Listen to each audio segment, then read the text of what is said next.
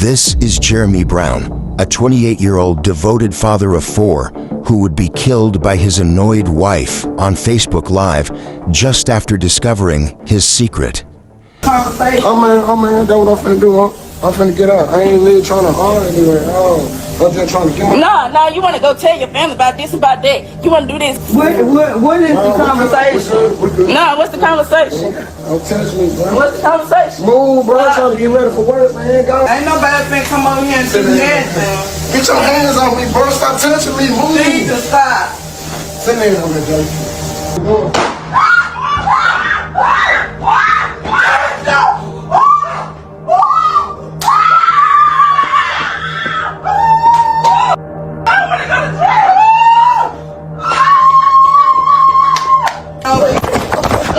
In the early hours of March 25, 2023, the Loudoun County Sheriff's Department in Mississippi would receive multiple chilling 911 calls about a live-streamed murder they'd just witnessed on a Facebook Live video. Just moments earlier, viewers had tuned in to witness the horrifying end to an argument unfolding on Facebook Live. Little did anyone know, this would turn out to be the beginning of an investigation into the tragic death of 28-year-old Jeremy Brown. What was initially thought to be a messy argument quickly escalated to a horrifying tragedy broadcast for the world to see. But what led to this tragic moment? Was it the argument over family, over Jeremy's alleged infidelities, or was there something more beneath the surface? But before he met his death, let me take you back to where their path crossed, and we will uncover 5 red flags that could have protected Jeremy Brown. This is the heartbreaking life and death of Jeremy Brown.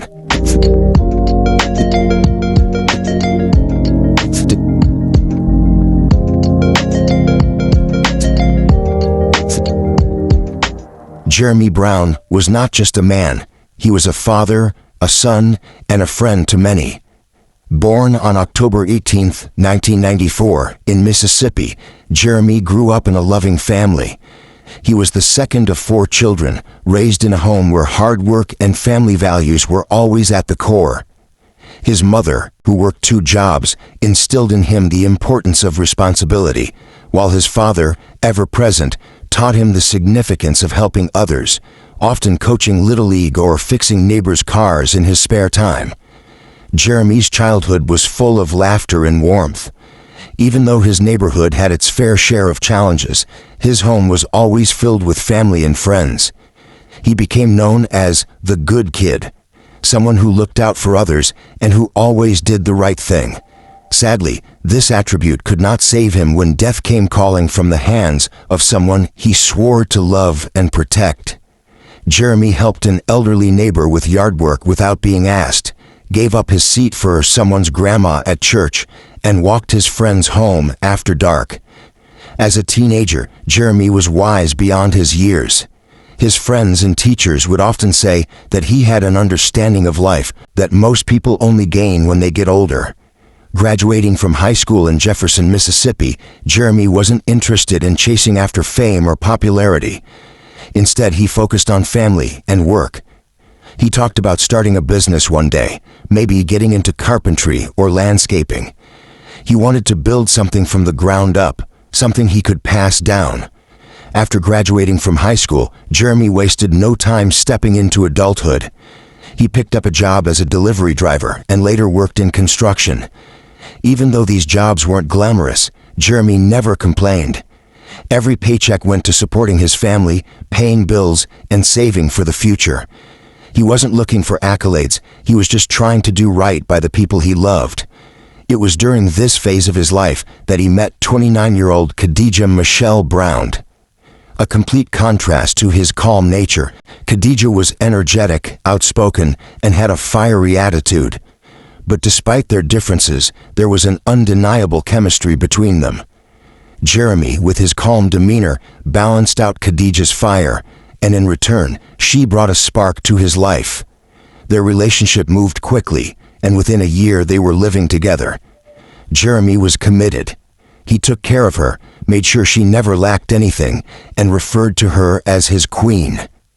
Now, Here's where it gets interesting.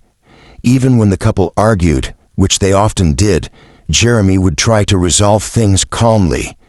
He believed in communication, compromise, and forgiveness. He was all in. He was loyal, attentive, and completely dedicated to making their relationship work. Soon, when the children came, everything changed. Fatherhood became his new purpose. He embraced it with the same quiet strength that had always defined him. Together with his partner, they had 4 kids, and Jeremy dove into the role of being a father with unwavering dedication. He was the kind of dad who didn't just show up, but showed up, helping with homework, making breakfast before heading to work, attending school events. Even on days when he worked long 12-hour shifts, he would come home exhausted, yet always find the energy to be present for his kids, his partner, and his home. His commitment never wavered. On social media, his accounts were filled with snapshots of these precious moments. These were the moments that defined him. He often referred to his children as his purpose, and his actions echoed that sentiment. Jeremy was the kind of father who didn't just provide for his family, he nurtured them. He was quick to offer hugs, own up to his mistakes, and above all, made sure his kids always knew they were loved. His love was constant, unwavering, and unconditional. But things would only get weirder. In spite of how much effort Jeremy put in the relationship, it couldn't hold the cracks that began to show. Arguments between Jeremy and Khadija became more frequent, and those close to Jeremy started to notice a shift. They knew Jeremy as a patient soul, often to a fault. He was the type of person who always sought to keep the peace, tirelessly working to mend what was broken. Family meant everything to him, even when it came at the cost of his own peace of mind. Jeremy was the quiet fixer, the one who put others' needs before his own, believing that love and understanding could heal almost anything. Sadly, this same character trait would be the same thing that would end up taking his life from the hands of someone he swore to love and protect. But Khadija thought differently. Good morning, good morning, good morning. Natural, beautiful, beautiful. Let me tell y'all something that y'all don't know. She accused him of not being around enough, with not spending enough time with the children. She often felt like she was carrying the entire weight of their family alone. These arguments turned toxic, and although Jeremy tried to keep the peace, the tension would only escalate.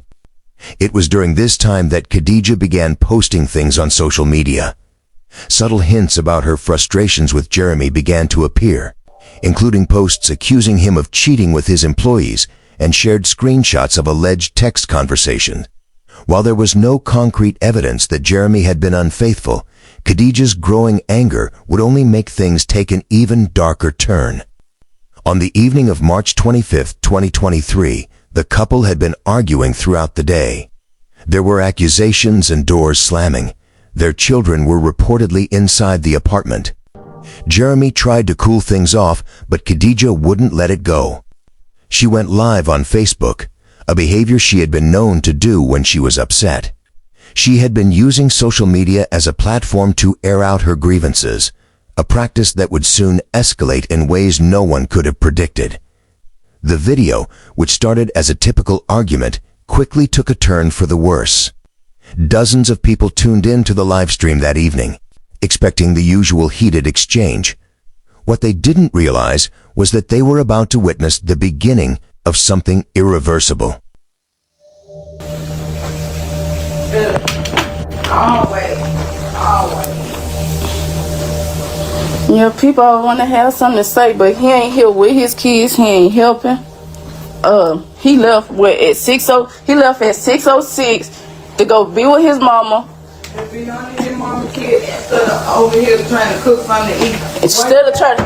Why is there got to be a question about do I need to cook for the kids?Hy is there a question? And he don't never have to question. He don't want to question everybody's loyalty.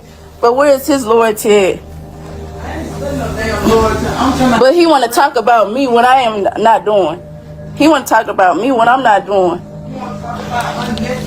Talk about unnecessary. Then he talking about calling the police. Talk about I'm gonna get my stuff. But you got 4 kids and a wife. It's 7:36. He can't even He can't even come here and cook for these kids. He can't even come here and cook for the kids. He got to be at work at 8 o'clock. Nah, matter of fact, he got to be at work at 9. Okay, well he still got time to cook for these kids. And then he got to go pick up his. He got to go pick up his buddy from his job, Law. Well, he need to tell Law he need to get his mama car and go to work.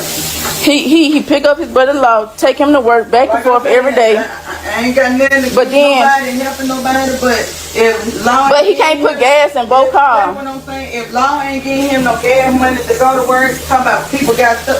Okay, he wanna put it like that. Okay, I got stuff to do too. I'm over here. I got stuff to do too. I'm over here.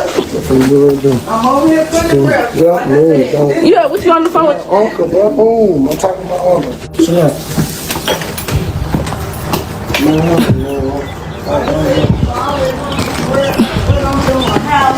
I'm over here.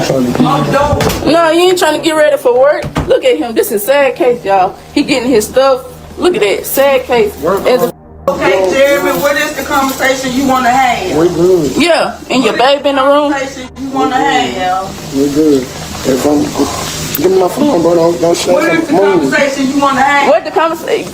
Get out my He said, phone. what's the conversation? Don't touch me. I'll call the police over here. Do not touch me. He said, what's the conversation y'all want to have? Get out of me. What's the conversation you want to have? I'm finna send Mary over here. She touched me again. Get out. Ain't nobody touching.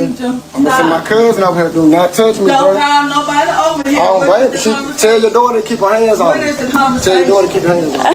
Jeremy, trying to de-escalate, was heard pleading for peace. But his calm demeanor only seemed to fuel Khadijah's anger. She accused him of trying to leave her, of caring more about other things than his family. Despite Jeremy's attempts to calm the situation, the tension in the room was unbearable. Tell your daughter to keep her hands on me. You the one slap me. You the one slap me. Hit me now. Hit me now. Keep her hands on me. What's up, man? I'm still asking what is the conversation? Oh man, that's what I'm finna do, huh? I'm finna get out. I ain't really trying to argue at all. I'm just trying to get my... Nah, you want to go tell your family about this and about that. You want to do this. I'm trying to leave from over here in peace, man. I ain't trying to argue at all. Ain't nobody. I'm going to take my car key off. Get my key. Stop. What is the conversation? Nah, what's the conversation? What's the conversation? Keep your hands on. What's the conversation? Keep your hands on. Don't touch me, bro. What's the conversation? Move, bro. I'm trying to get ready for work. As viewers watched, they could hear the couple shouting at each other. Khadijah's anger was visible, and Jeremy, though clearly exhausted, remained steady, even as the argument became more heated. And then, just as suddenly, the screen went black. Viewers were left hanging in silence. But the tragedy had only just begun. As the screen cut to black, the viewers of the livestream had no idea that they had just witnessed the final moments of Jeremy Brown. What initially seemed like a typical domestic argument had escalated into a tragedy, one that no one could have foreseen. As the screen cut to black, the violence that followed played out in real life, just beyond the reach of the camera lens. How you getting ready for work? What is going on? That's all I'm here. I'm over here doing. Talking about I don't do nothing for the kids. I don't do nothing. I do what I can when I can. understand. But like I said, don't keep putting me in situations that's not my problem. And then, like I said, this is your family. You supposed to be here, helping, taking care of these kids. No, you're not good because you're not here taking care of these kids. He wanna go call everybody. Keep your hands on me, bro. Don't touch me again. Touch you. Jason, send that over here. We'll make it easy. Send that over here. I'm gonna do it just like that. Send that over here. Ain't nobody finna come over here and do nothing. Get your hands off me, bro. Stop touching me. Move. Need to stop. Send that over here, Jason. Ain't nobody coming over here. Oh, me, bro. Sit down. Get your hands on me, bro. Stop touching me, bro. Stop. Stop touching me. I'm gonna kill you. Murder scene, Stop touching me again. Stop. Let go. Touch me. Touch me again. Touch me a moment. Stop pushing me. Ain't nobody finna do that. Ain't nobody ain't finna do nothing. Open the car. You got to do it. Ain't no stop. Don't worry about it. Tell some of Stop. Yeah. Tell some of Yeah. Stop. Yeah. Stop. Stop. I'm not open here for this. Gonna keep our hands I on kill me, your bro. ass. Stop. Nobody, I can get out my bed for this. Man, people so Stop. man. Everybody losing my shoes. Oh, you ain't getting nothing. Everything in the top belong to me. Sit down. Y'all gonna have to stop all this. Then y'all wonder why the kids.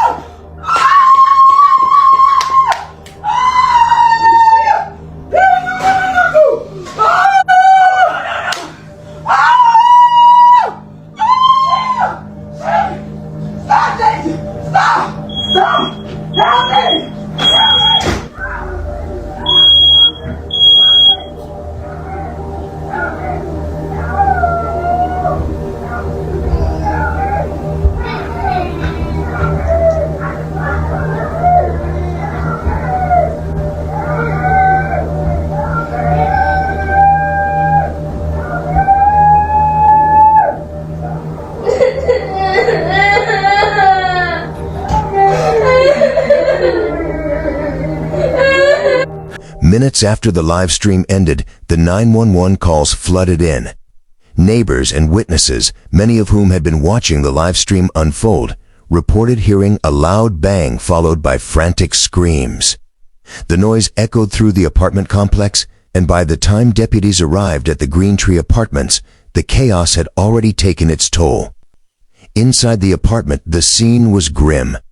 Jeremy Brown, the man who had spent his life taking care of others and working tirelessly to support his family, was found lying motionless on the floor. He had been shot once in the back, and despite the immediate arrival of paramedics, there was nothing that could be done to save him. The deputies quickly secured the area, and it didn't take long for them to find Khadijah Brown inside the apartment. She was visibly shaken, but not resisting. She was in shock, and perhaps it was the surreal nature of the moment that led to her admission. Here's what's insane about this. Khadijah didn't deny what had happened. She admitted that during the argument, she had grabbed the gun. But her explanation didn't match the physical evidence. There were no signs of struggle. Jeremy had not been holding a weapon, and he wasn't the one being aggressive. In fact, he had his back to her when the fatal shot was fired. According to investigators and the live video, he had been trying to leave, likely attempting to remove himself from the situation and avoid further conflict. But for Khadijah, the situation had already spiraled out of control. The police quickly concluded that this was not a case of self-defense. The lack of any struggle, the fact that Jeremy was unarmed, and the fact that he was attempting to leave all pointed to a tragic and unnecessary loss of life. Within hours, Khadijah Michelle Brown, a woman who had been loved by Jeremy and who had built a family with him, was arrested and charged with murder. Bond is set for the Columbus woman accused of killing her husband on Facebook Live. Khadijah Brown is charged with murder after this Saturday morning at Green Tree Apartments. Lowndes County Sheriff Eddie Hawkins says Brown and her husband, 28-year-old Jeremy Brown, have been arguing most of the night. He tells WCBI the husband was allegedly trying to leave the apartment and defuse the situation before being shot. The entire incident was being played out live on Facebook. Deputies recovered a handgun along with shell casing. Bond for Khadijah Brown is set at $750,000. Coroner Greg Merchant says an autopsy is scheduled for Jeremy Brown. The sheriff says this is an active and ongoing investigation. As the investigation into Jeremy Brown's murder continued, police began to piece together the timeline of events. Investigators quickly learned about the history of arguments between Jeremy and Khadijah, a history of tension and emotional strain that had been bubbling beneath the surface for quite some time. The most troubling part of all this was the public nature of the crime. An argument that had turned deadly with a gunshot fired in the heat of the moment and the final horrifying broadcast live. The investigation would also uncover the details of their relationship. Khadijah had posted multiple times on social media in the lead-up to the murder, airing her grievances about Jeremy and their relationship. She accused him of cheating, of neglecting their children, and of being a bad partner.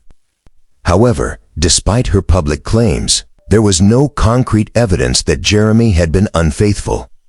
His family and friends vouched for him, saying he had always been a committed and dedicated partner and father. Khadijah's behavior on social media had been erratic, with posts that ranged from emotional outbursts to more calculated attacks on Jeremy's character.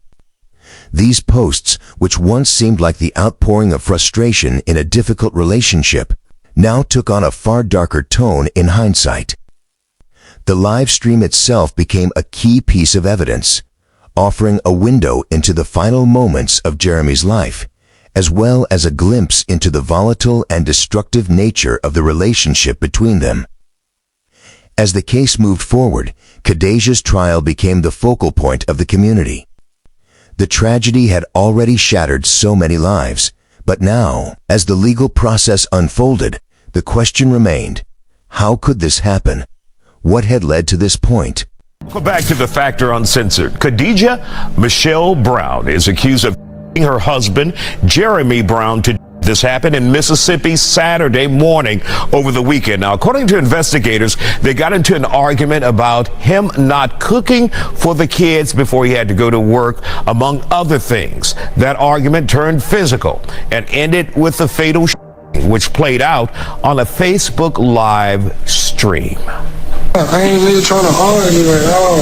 I'm just trying to get my... No, you want to go tell your family about this and about that. You want to do this. I'm trying to leave from over here and pee, man. I ain't trying to argue at all. Then y'all wonder why the kids. What are you doing?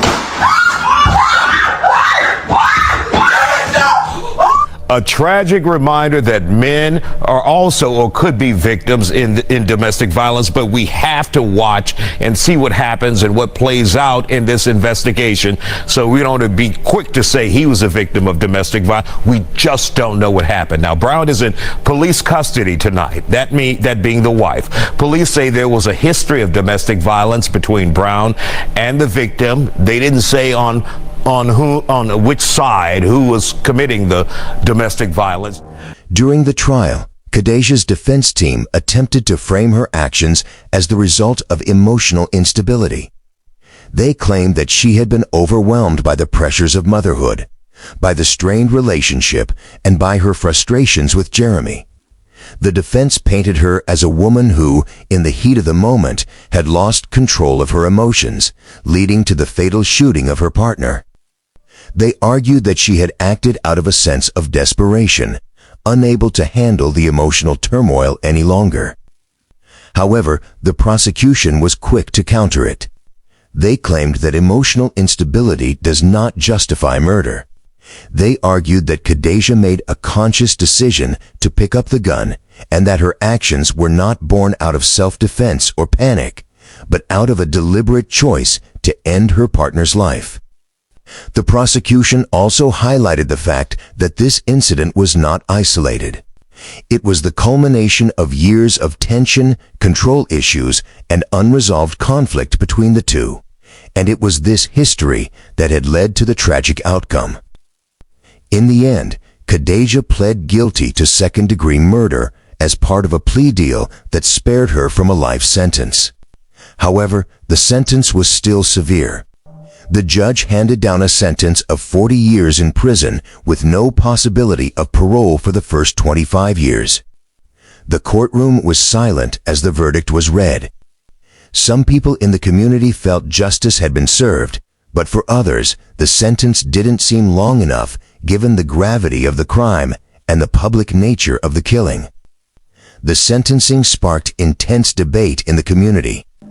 Some believed that Khadijah had been acting out of emotional distress and that the court should have taken her state of mind into account when determining her punishment. But others felt that her actions, which were committed in a fit of jealousy and anger, were unforgivable. The public reaction was divided, with many questioning whether the system had done enough to prevent the tragedy in the first place.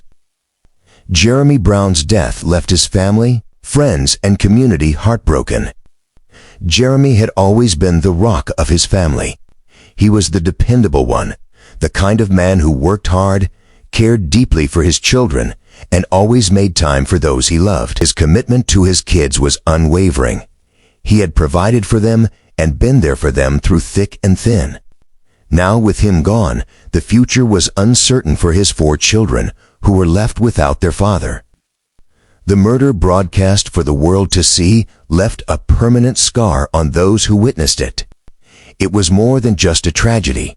It was a public spectacle that had turned the intimate and tragic moment of a family breaking apart into something that would forever be etched in the minds of all who saw it. Those who watched the live stream couldn't believe the horror unfolding before them. But for some, the tragedy had only begun to sink in. One of the most chilling aspects of this case was the role that social media played in the events leading up to Jeremy's death. In the modern age, social media is both a tool for connection and a platform for airing grievances. While many use it to share their daily lives and accomplishments, it also becomes a space where emotions, arguments, and secrets can be broadcast to the world. For Khadijah, Livestream had become a platform for sharing her most intense emotions, including her frustrations with her relationship. The decision to livestream her argument with Jeremy that fateful evening was an act of desperation and an expression of her emotional turmoil. But as is often the case with social media, the consequences of her actions went far beyond the intended audience. Once the argument turned deadly, the online witnesses were left to process what they had just witnessed. People who had simply tuned in to watch a verbal confrontation found themselves unwittingly witnessing a murder in real time. For those who were watching, the sight of Khadijah's anger, followed by the sudden bang and the screen going black, left an indelible impression. Many witnesses were left in shock, unsure whether what they had seen was real or staged. But the reality was that what they had witnessed was all too real. And it was not just a personal tragedy for Jeremy's family, but a larger tragedy for society. Social media, for all its benefits, has also become a dangerous double-edged sword, with individuals using it to escalate private issues into very public matters. The aftermath of the live stream exposed the fragile line between the public and private lives of people involved in domestic violence situations. The sentencing of Khadijah Brown marked the end of the legal process, but for those involved, the emotional repercussions would continue for years to come. Her family, who had been close to both Jeremy and Khadijah, now had to reconcile the person they once knew with the woman who took Jeremy's life. Jeremy Brown's story is a sad reminder of the dangerous consequences of unresolved domestic tension and the devastating impact of violence within a home. It also highlights the importance of recognizing the signs of emotional abuse and instability in relationships, and the urgent need for intervention before it's too late. It's a tragedy that should never have happened, and one that leaves a community grappling with its own sense of loss and disbelief. Jeremy's legacy will live on in their hearts, but the absence of his love will be felt every day. What do you think about it? Let us know in the comments below. And if you found the story intriguing, please like, share, and don't forget to subscribe for more stories like this.